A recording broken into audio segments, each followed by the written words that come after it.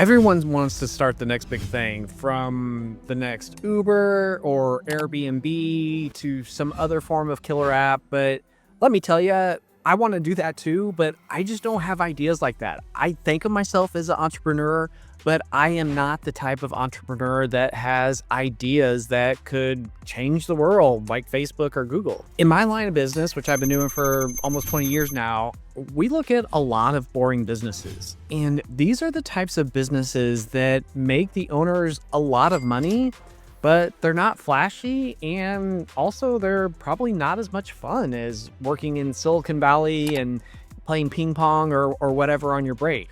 These oftentimes require you to roll up your sleeves and get your hands dirty. But if that type of work scenario, that type of business sounds interesting, then I definitely think you should learn more, because these businesses that fly under the radar that nobody thinks about can be very profitable. And whether they are lifestyle businesses where you run them absentee or you're working in them day to day, really trying to grow it, one way or the other, they can produce a very nice income, especially if you're smart about thinking how to grow it, how to manage it properly, as opposed to purely being 100% absentee. What I'd like to do here is talk about 5 businesses that I think are boring that maybe other people do talk about, but they're that next cut below. And I actually think they're a little bit more interesting because of the opportunity for greater scale. So without further ado, let's jump into it.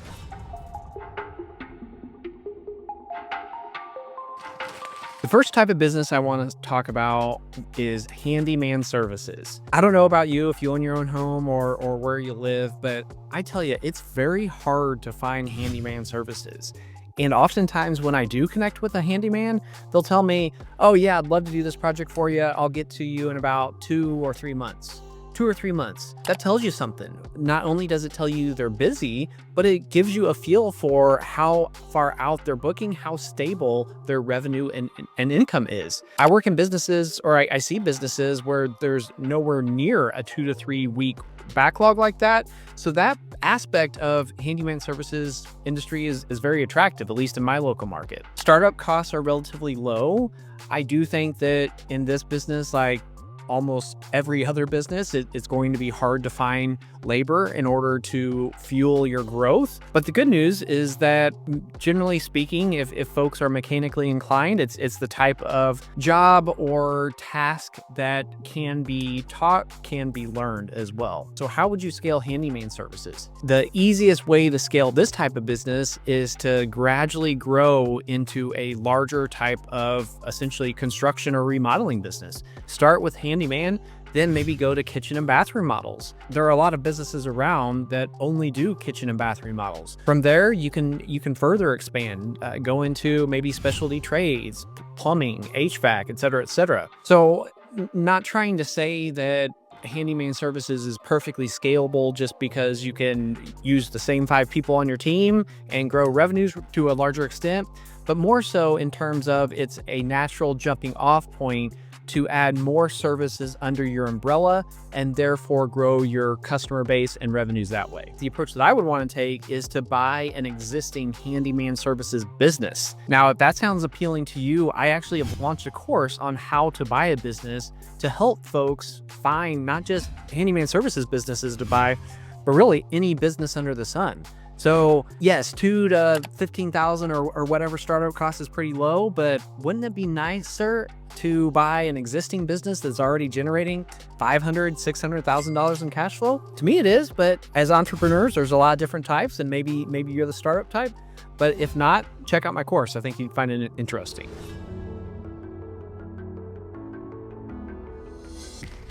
Next industry I want to talk about is cleaning services. Similar to handyman services, very easy business to set up.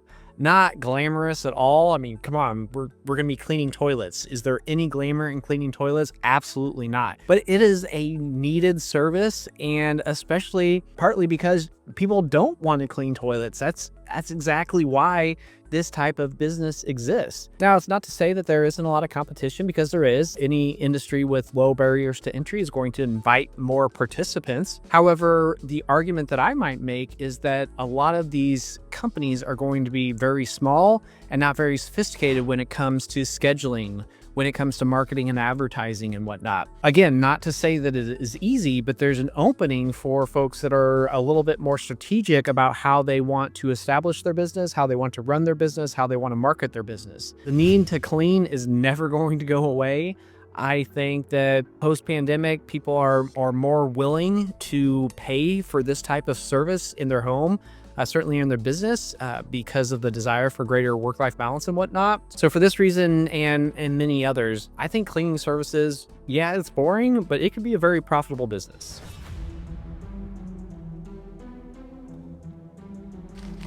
Next industry I'd like to talk about is franchise ownership. If you've watched some videos on my channel, you might have noticed some on various different QSRs, quick service restaurants. I am generally a fan. Every situation is different, but franchise ownership really represents a unique business opportunity. If you think about a franchise, a lot of the sophistication, not just in sales and marketing, but sophistication in running the business in general, is already there. That's part of the franchise playbook, or at least it would be a part of a franchise that I would want to get into. Let's think about Subway. Do I want to come up with a better method to build a sandwich?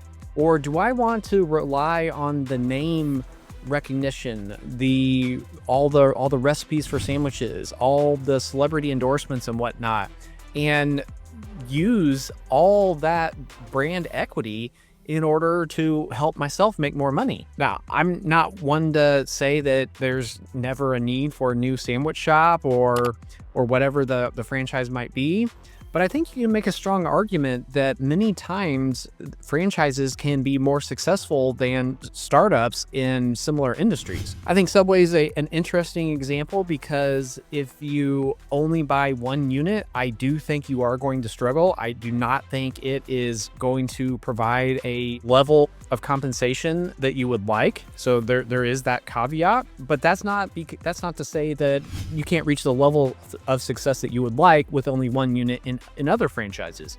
This is just all part of the general diligence you would need to do on the various different franchises to see which model would work better for you. I know some owners of Subways that they own 20, 30, 40 units, and it's very profitable for them. On the flip side, look at the owners of Chick-fil-A. I think there are maybe a handful of owners that own two, but everybody else owns one. Those guys make a lot of money. Very hard to get a Chick-fil-A franchise within the restaurant space. So I think those are probably the two ends of the spectrum in terms of how many units you need to be successful and the profits per unit.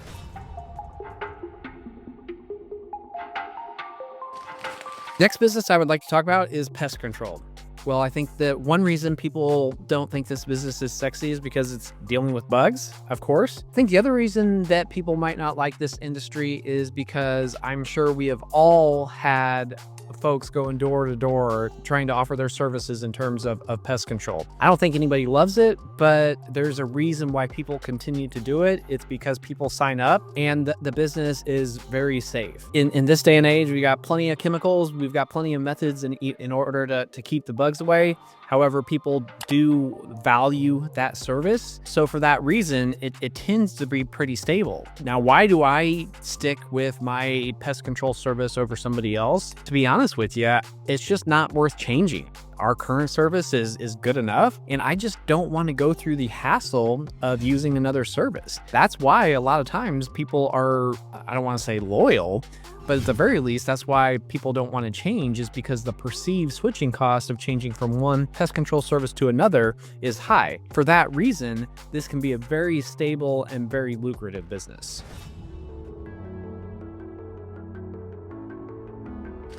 For this final category, let's start with an old adage. One man's trash is another man's treasure. Well, I don't know if this directly applies, but this type of business is an alternative to self-storage. It's junk removal. Now, I know what you're thinking.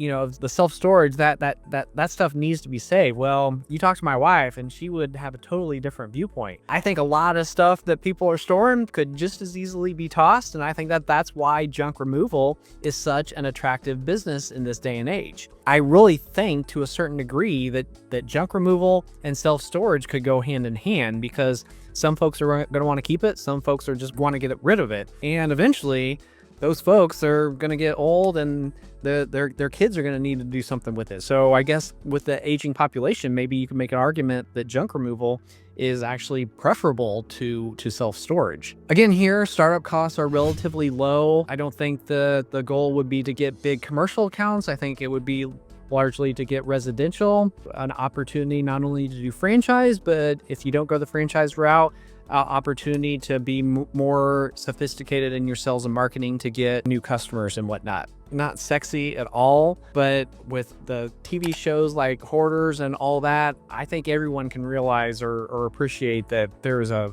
big need for this type of service.